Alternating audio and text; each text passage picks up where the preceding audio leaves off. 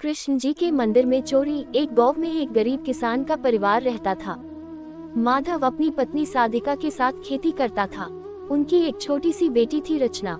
माधव भगवान कृष्ण का बहुत बड़ा भक्त था। एक दिन वह मंदिर गया तो रचना भी उसके साथ चली गई।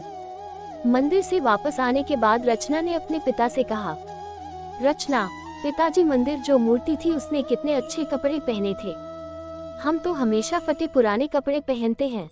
माधव, बेटा, वे तो भगवान कृष्ण और राधा रानी की मूर्ति है। वहाँ मंदिर में तो बड़े बड़े सेठ बहुत सा पैसा दान में देते हैं, जिससे भगवान की पोशाक बनाई जाती है। रचना, लेकिन पिताजी, भगवान के पास किस चीज की कमी है। अगली बार मैं दोबारा आपके साथ मंदिर चलूंगी और भगवान से हम सब के लिए अच्छे अच्छे कपड़े मांगूंगी। साधिका, अच्छा ठीक है, मान लेना, अब बहुत देर हो गई है, सो जा। अगले दिन रचना अपनी माँ के साथ राधा कृष्ण के मंदिर पहुँच जाती है।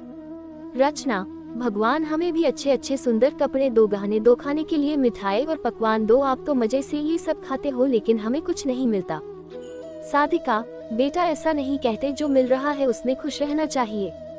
कुछ देर भगवान के सामने बैठकर दोनों माँ बेटी घर वापस आ जाती हैं। सेठ जी, पंडित जी, मैं भगवान कृष्ण के श्रृंगार के लिए ये रेशमी पटका और राधा जी के लिए ये रेशमी चुनरी लाया हूँ, साथ में सोने के गहने भी हैं। आप इनका श्रृंगार कर दीजिए, लेकिन ध्यान रहे इसकी रखवाली करना आपकी जिम्मेदारी है। पंडित जी कृष्ण जी और राधा जी के वस्त्र बदलकर नए रेशमी वस्त्र व गहने पहना देते हैं। कुछ देर बाद सेठ जी वापस चले जाते हैं और पुजारी जी पूजा करने में व्यस्त हो जाते हैं। इसी बीच साधिका और रचना दोनों मंदिर पहुंचते हैं।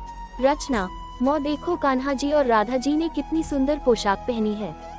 यह मुझे भी पहननी है। आप इनसे कहिए कि यह पोशाक कुछ देर के लिए हमें दे दे। साधिका, बेटा, ऐसा नहीं बोलते, भगवान नाराज हो जाएंगे। रचना, माँ मुझे तो यही पोशाक चाहिए। राधा जी की चुनरी कितनी अच्छी लग रही है। पंडित जी, तुम दोनों यहाँ बैठकर क्या बातें कर रही हो, कहीं गहने और कपड़े चुराने की मंशा तो नहीं बना रही। साधिका, नहीं पंडित जी, बच्ची है इसलिए जिद कर रही है। हम तो मंदिर में हर दिन पूजा करने आते हैं। पंडित जी, चलो भागो यहाँ से, मैं सब समझता हूँ। सेठ जी ने सारी जिम्मेदारी मुझे दी है, गहनों की रखवाली की। ये कहकर पंडित माँ बेटी को मंदिर से निकाल देता है। शाम को जब माधव घर वापस आता है तो साधिका उसे सारी बात बताती है। माधव, तू चिंता मत कर, मैं कल जाकर पंडित जी से बात करूँगा। अगले दिन माधव, साधिका और रचना तीनों मंदिर पहुँच गए।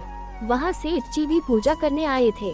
साधिका और रचना को देखकर पंडित ने सेठ जी से कहा, पंडित, सेठ जी, ये वही लोग हैं जो मंदिर में चोरी करने की योजना बना रहे थे।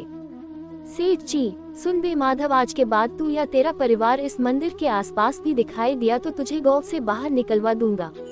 माधव अपने परिवार के साथ घर वापस आ जाता है। साधिका रोने लगती है। साधिका, भगवान क्या सिर्फ अमीरों के हैं, हम गरीबों के लिए तो मंदिर भी बंद हो गए। रचना, तुम चिंता मत करो माँ, मैं अब कभी नए कपड़े नहीं मांगूंगी। तीनों बिना खाना खाए सो जाते हैं। अगले दिन माधव खेत पर जाने के लिए तैयार हो रहा था, तभी उसे एक आदमी बुलाने आया। माधव अपने परिवार के साथ मंदिर पहुंचा तो उसे पंडित जी ने बताया कि राधा कृष्ण जी की रेशमी पोशाक काली पड़ गई, उसे हटाकर दूसरी पोशाक पहनाए, वह भी काली पड़ गई। हमसे बहुत बड़ी गलती हो गई, लगता है भगवान नाराज हो गए। तभी रचना मंदिर के अंदर चली गई। रचना, भगवान जी मुझे माफ कर दीजिए, मेरे कारण आप नाराज मत होइए, मैं अब कभी आपकी पोशाक नहीं मांगूंगी। तभी राधा जी की चुनरी रचना के ऊपर आ गई और वह रेशम की बन गई। ये देखकर सेठ जी ने कहा, सेठ जी, कान्हा जी, हमसे बहुत बड़ी गलती हो गई, हमने आपकी नन्ही भाग का अपमान किया। उसके बाद राधा कृष्ण जी के कपड़े और आभूषण पहले के जैसे हो गए।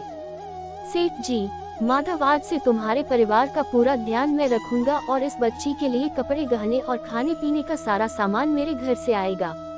ये सुनकर माधव और साधिका बहुत खुश हुए।